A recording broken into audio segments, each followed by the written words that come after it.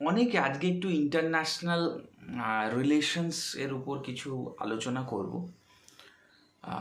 আমার মনে হয় এটা নিউ কামার জেনারেশনদেরও জানা উচিত যে ভারত এবং চীনের সম্পর্ক, দেখো, ভারত এবং চীনের সম্পর্ক আগাগোড়াই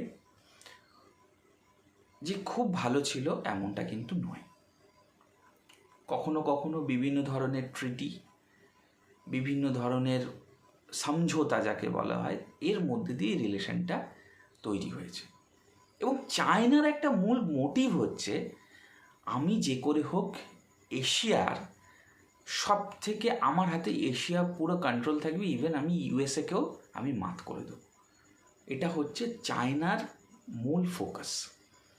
এবং আমরা দেখেছি 1970 সালের আগে চায়নার যে পরিস্থিতি ছিল আর এখনকার চায়নার পরিস্থিতি কিন্তু আকাশ পাতাল তফাৎ, আকাশ পাতাল বদলে গেছে। এবং এই চায়নার এখন পরিস্থিতি এবং ইন্ডিয়াকে কিভাবে তারা টার্গেটেড করতে পারে, ইন্ডিয়াও এইসব ব্যাপারে একদম হাইলি ডেলিগেটস যারা আছে তারা কিন্তু এইসব নিয়ে প্রচুর আলোচনা করে। তো চায়না কিন্তু ডাইরেক্ট যুদ্ধ করতে ইন্ডিয়ার সাথে আসে না, কারণ চায়না এটা জানে ইন্ডিয়াতে আমার একটা হিউজ পরিমাণ ম্যানুফ্যাকচার কিন্তু হয়। এবং এই হিউজ ম্যানুফ্যাকচারিং যে বিষয়গুলো রয়েছে বা ইন্ডিয়ার এত বড় একটা গ্লোবাল মার্কেটের মধ্যে ইন্ডিয়ার মার্কেট বিশাল বড় মার্কেট, 140 কোটির দেশ। এবং এই 140 কোটির দেশে আমি যখনই একটা প্রোডাক্ট আনছি, একটা মাস প্রোডাকশান আমাকে কিন্তু ইন্ডিয়ান মার্কেটে দিচ্ছি, সেখান থেকে আমরা পয়সা তুলে নিচ্ছি। এটা হচ্ছে চায়না স্ট্র্যাটেজি, কী করে আয় করব। ম্যানুফ্যাকচারিংয়ের উপর চায়নায় প্রচণ্ড জোর দিয়েছে। যে কোনো একটা ছোট্ট একটা, দেখবে আমার বাড়িতে যে কোনো, যে তোমাদের বাড়িতে হোক একটা এরকম একটা টর্চ লাইট, সেটার দাম মাত্র 10 টাকা। এবার মানুষ দেখছে কি, মার্কেটে যখন মানুষ দেখে যে পয়সা যেখানে কম সেখানে আমি ক্যাপেবিলিটির বা সেই জায়গাটা আমি ধরতে পারবো, বা আমার কম আয় দিয়ে, কারণ সবাই তো সস্তাটা খোঁজে।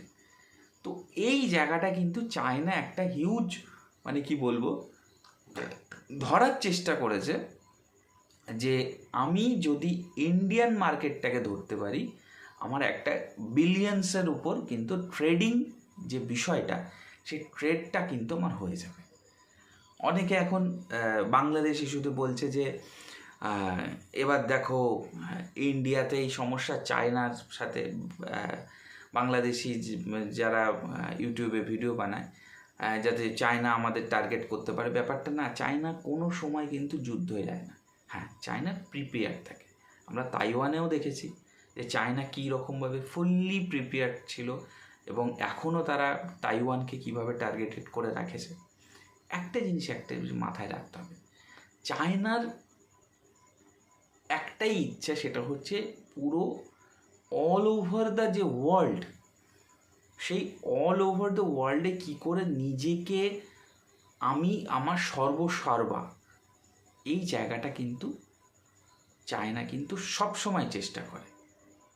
এবং এই চায়নার এই চেষ্টাটা এমনভাবে তারা কিভাবে টার্গেটেড করে যে আমি যখনই এই জিনিসের উপর খুব ভালো রকমভাবে আমি যখন ম্যানুফ্যাকচারিংয়ের উপর জোর দিয়েছি, আমার ব্যবসা হবে। এবং আমরা দেখেছি 10 বছর 20 বছর বা আগামী 25 বছরের মধ্যে চায়না যেভাবে নিজেকে ডেভেলপ করেছে, সেটা অবশ্যই ভালো। এবং ইভেন আমরাও কিন্তু নিজেকে অনেক আপগ্রেড করেছি। এখন আমাদের 4th জেনারেশন ফাইটার জেট আছে, এমন না আমাদের 4th জেনারেশন ফাইটার, দেখো একটা জিনিস সবসময় জানবে, অনেকে অনেক রকম বলবে যে আমাদের কাছে 5th জেনারেশন ফাইটার জেট আছে। ফাইটার জেটটা কিন্তু বড় কথা নয়, চালানো এবং টেকনিকটা বড় কথা। আকাশে সবই ওড়ে। একটা ছোট ফোন দিয়েও কিন্তু কথা বলা যায়, আবার একটা অ্যান্ড্রয়েড ফোন দিয়েও কিন্তু কথা বলা যায়। কথা কিন্তু সেম হয়, কিন্তু তুমি কিসে ইউটিলাইজ করছো, দ্যাটস ভেরি ইম্পর্ট্যান্ট। ইন্ডিয়া চায়নার রিলেশনে আমরা কিন্তু সেই জিনিসটাই বারবার দেখি। চায়না কিন্তু আমাদের বারবার কিন্তু টার্গেটেড করার চেষ্টা করে, কি ট্রেডিং দিয়ে, বিভিন্ন রকম ইস্যুতে। দেখো, স্বাধীনতার পর আমরা আগে যে পজিশনে ছিলাম সেখান থেকে আমরা অনেক ভালো জায়গায় এসেছি। এখন অ্যাকচুয়ালি বলতে গেলে মানে গ্লোবাল যে পজিশন, ইন্ডিয়া কিন্তু টপ 5-এর মধ্যে চলে এসেছে। এটা একদমই আমরা এবং আমাদের যে সিকিউরিটি, মানে বর্ডার সিকিউরিটির দিক থেকে আমাদের পুরো টাইট, টাফ এবং ভীষণ কড়া। এবং ইন্ডিয়ান আর্মি যে জব, এটা কোনো কিন্তু জব নয়, এটা হচ্ছে একটা দেশের জন্য সার্ভিস। যদি অন্য কোথাও মনে হয়, অন্য রেলওয়ে হতে পারে, অন্যান্য যে সমস্ত জায়গা আছে, ব্যাংকিং হতে পারে, সেটা কিন্তু জব। কিন্তু ইন্ডিয়ান আর্মি, প্যারামিলিটারি, বিএসএফ, এই সমস্ত যারা জবে যায়, এটা কিন্তু একটা দেশের জন্য তারা সার্ভিস দেয়। তারা কিন্তু চাকরি বা একটা মাইনে পাবে তার জন্য তারা এখানে যায় না। তো আমাদের দেশকে আমরা কি করে আরও ভালো করব, এটা আমাদের মোটিভ থাকবে। এটা কিন্তু ভীষণভাবে গুরুত্বপূর্ণ। হ্যাঁ, চায়না কি করবে, চায়না এক একটা সময় কি করে, যে অন্যান্য আমাদের যে সমস্ত প্রতিবেশী দেশ আছে সেখানে কিছু ফান্ডিং করে দিল।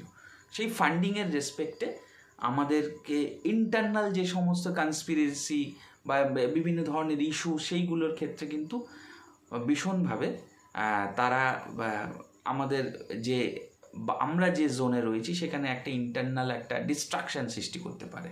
এর থেকে কিন্তু চায়না আর কিছুই করতে পারবে না। হ্যাঁ, আমাদের যেটা করতে হবে, আমরা দেশীয় জিনিস বেশি পরিমাণে ব্যবহার করব। কারণ আমাদের দেশ যেটা ম্যানুফ্যাকচারিং করবে সেই জিনিসটা ব্যবহার করাটা এটা ভীষণভাবে দরকার। কারণ ম্যানুফ্যাকচারিং, আমরা যা প্রোডাকশান করি সেই জিনিসটার উপর এবার এটা মানুষকে বুঝতে হবে যে আমরা আমাদের দেশীয় প্রোডাক্ট ম্যাক্সিমাম পরিমাণে ব্যবহার করব। আরেকটা জিনিস সেটা বলবো, সেটা হচ্ছে অনেকে এয়ারক্রাফটের কথা বলে যে আমাদের 4th জেনারেশন এয়ারক্রাফট রয়েছে, অনেকের দেশের আছে যেটা 5th জেনারেশন। কিন্তু আমরাও খুব শিগগিরই 5th জেনারেশন এয়ারক্রাফট কিন্তু তৈরি করে ফেলব। কারণ আমাদের যা টেকনোলজি এখনও এসে গেছে, বা বলতে পারো আমরা যে লেভেলে এখন বিলং করি, যে কোনো দেশ যদি লড়াই করার চিন্তাধারা নিয়ে ইন্ডিয়ার সাথে আসে, সে কিন্তু হারতে বাধ্য। কারণ ভারতের যে ক্যাপাসিটি বা ক্যাপেবিলিটি এখন যে পরিমাণে এসে গেছে, সেখানে কিন্তু সেটা অনেকটা হাই। ওই জন্যে এই জিনিসটাকে কখনো যে কোনো দেশে ইন্টারন্যাশনাল তুমি যদি ট্যুর করো, তাহলে তুমি বুঝতে পারবে যে ইন্ডিয়ার পজিশনটা কতটা হাই লেভেলের। মানে সেই রেসপেক্ট এবং অন্যান্য যে সমস্ত কোথা থেকে এসেছো, ইন্ডিয়া, তো একটা আলাদা লেভেলের রেসপেক্ট পাওয়া যায়। তো এই কথাগুলো কেন বলছি, ইন্ডিয়া আমাদের দেশ, সেই আমরা প্রত্যেকে ভারতবাসী, এবং আমরা একতা সাথে যদি সবাই থাকি, আমাদের কেউ হারাতে পারবে না। তো যাই হোক, ইন্টারন্যাশনাল কিছু রিলেশনস নিয়ে কিছু আমার মনে হলো এগুলো শেয়ার করি, তাই শেয়ার করলাম। তো তোমরা খুব ভালোভাবে প্রিপারেশন নাও, পড়াশোনা করো, তোমাদের অবশ্যই আরও ভালোভাবে এগিয়ে যাবে।